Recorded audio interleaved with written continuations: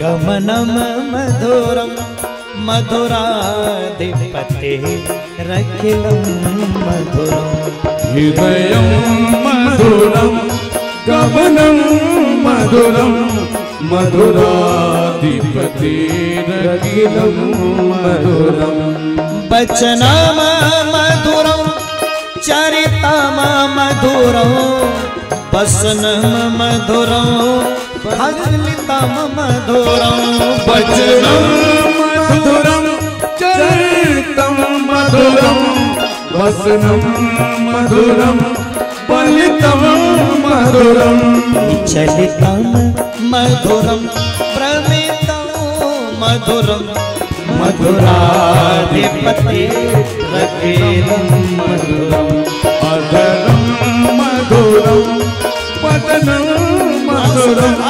मधुराधिपते रखिलं मधुरम। ये जो मधुराष्टक है ना, इसमें लल्ला के प्रत्येक कार्य की और प्रत्येक अंग का वर्णन है। हंसना मधुर, देखना मधुर, बोलना मधुर, सुनना मधुर, चलना मधुर, वंशी मधुर, हृदय मधुर। वाह कितना सुंदर भाव। बेणुर मधुरो रेणुर मधुरा पाणिर मधुरा पादौ मधुरा बेणुर मधुरा रेणुर मधुरा पाणिर मधुरा पादौ मधुरा नित्यम मधुरम सख्यम मधुरम मधुराधिपते रखिलं मधुरम अधरं मधुरम वदनं मधुरम मधुराधिपते रखिलं मधुरम।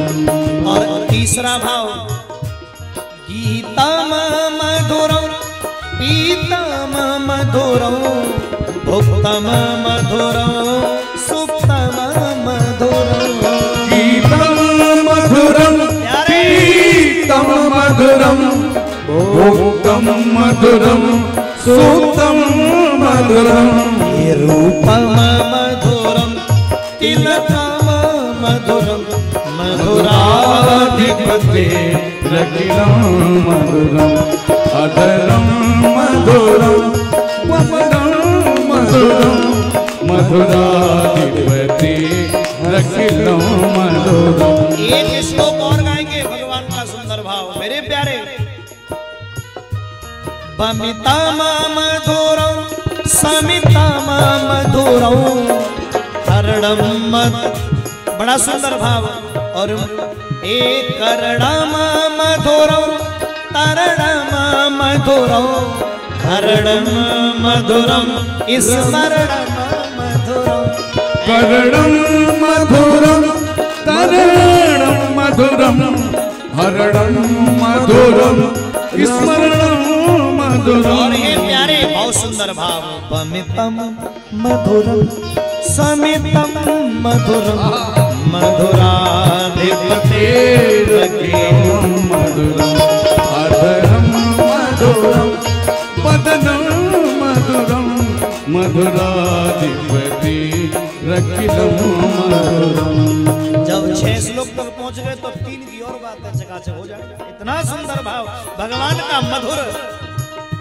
एक गुंजा मधुरा बाला मधुरा यमुना मधुरा पीछी मधुरा गुंजा मधुरा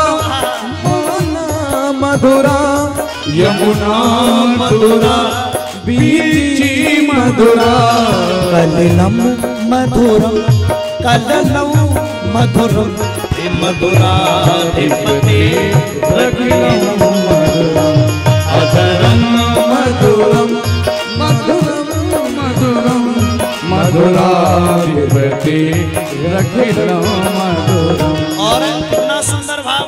दृष्टम मधुरम सृष्टम मधुरम गोपी मधुरो।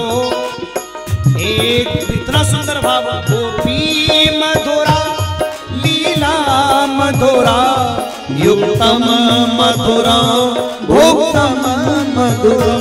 और प्यारे दृष्टम मधुरम सृष्टम मधुरम मधुराधिपते रखिलम मधुरम।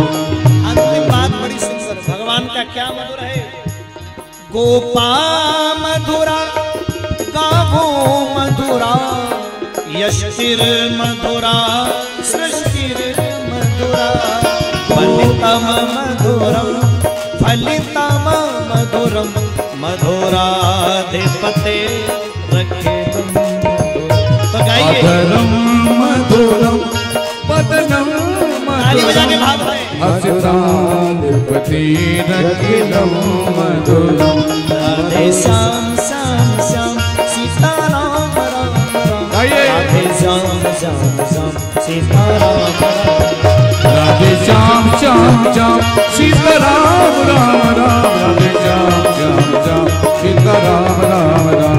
इसलिए तो कहना है तेरी लगन में खो जाऊं, तेरी लगन में खो जाऊं, दुनिया से किनारा हो जाए। सब कुछ मधुर है, इसलिए एक बार जो यदुवर की नजरों का इशारा हो जाए। एक बार जो रघुबर की नजरों का इशारा हो जाए। मधुराधिपते रखिलम मधुर। जय जय श्री राधे।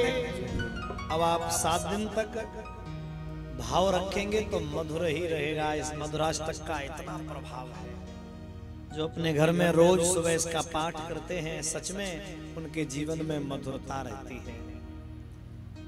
पांडाल के अंदर उपस्थित समस्त प्रबुद्ध जन, विवेकी पुरुष, मैया बहने, बुजुर्ग,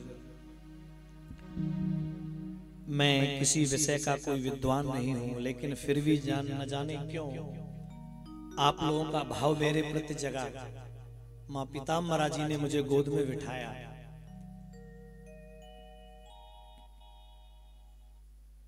भगवान श्री गोस्वामी जी कहते हैं, जिसका जहां स्नेह होता है उसे मिलने में देर नहीं होती।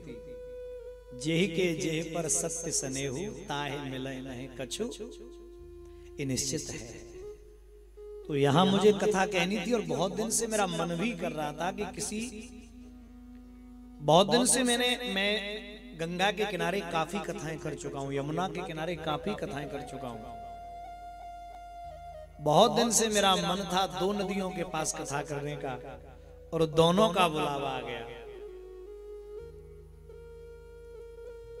एक गोदावरी और एक गोमती, दोनों का बुलावा आ गया। उमेश भाई, गोदावरी के तट पे भी चलना है, बिल्कुल सेम यही आश्रम है, ऐसा ही।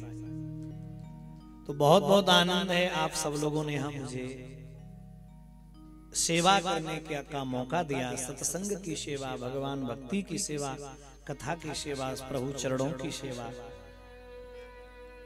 प्रथम दिवस है, इसलिए मैं कुछ बातें आप लोगों से कहूंगा। हम ब्रजवासियों की कथा का जो भाव है वो बहन भाइयों थोड़ा अलग है, और वो सजनों रसमयी भाव है। हम लोग ब्रज के परमात्मा को उस भाव से देखते हैं जिस भाव से सजनों गोपियां देखा करती थी। मेरो तो गिरधर गोपाल दूसरो न कोई, जाके सर मोर मुकुट मेरो पति बोई। अनन्यता मालूम है किसे कहते हैं? अनन्यता का मतलब है न अन्य यश है अनन्य। हम ब्रजवासी ठाकुर जी के अनन्य भक्त रहते हैं, कृष्ण के अनन्य भक्त होते। कारण देखिए, अनन्यता का मतलब है अगर हम कृष्ण के भक्त हैं तो भगवान में आस्था होनी चाहिए, कृष्ण में विश्वास हमारा होना चाहिए, बुराई किसी की नहीं होनी चाहिए। हम अगर वृंदावन, हम अगर अयोध्या में आते हैं और राम जी का दर्शन, हम कृष्ण के अनन्य भक्त हैं तो हमें राम जी का दर्शन करना चाहिए। सभी लोग गौर से सुनिएगा, राम जी के चरणों में प्रणाम करके निवेदन करना चाहिए, ए राघव ऐसी कृपा कर दो जो कृष्ण के चरणों की लगन हमारे दिल से कभी छूटे नहीं, इसका नाम अनन्यता है।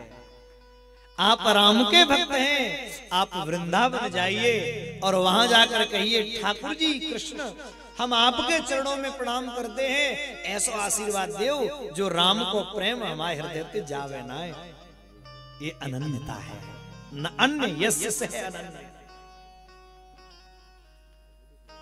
तो मैं निवेदन करता हूं, मुझे बहुत अच्छा लगेगा इतना सुंदर स्थल जहां कथा कहने में थोड़ा सहयोग आपका भी रहेगा, थोड़ा संख्या बढ़ाकर आइएगा कल से।